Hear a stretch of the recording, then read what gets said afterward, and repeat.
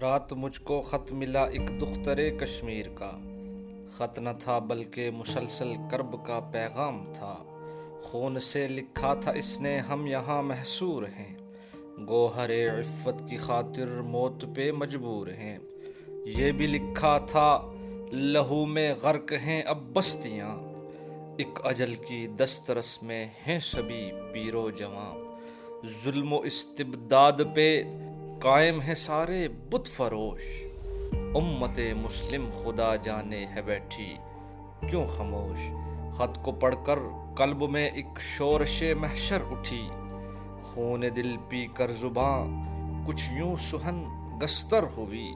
امت مسلم تو اپنی عمر پوری کر گئی، اپنی نامردی کا پی کر زہر قاتل مر گئی، اپنی نامردی کا پی کر زہر قاتل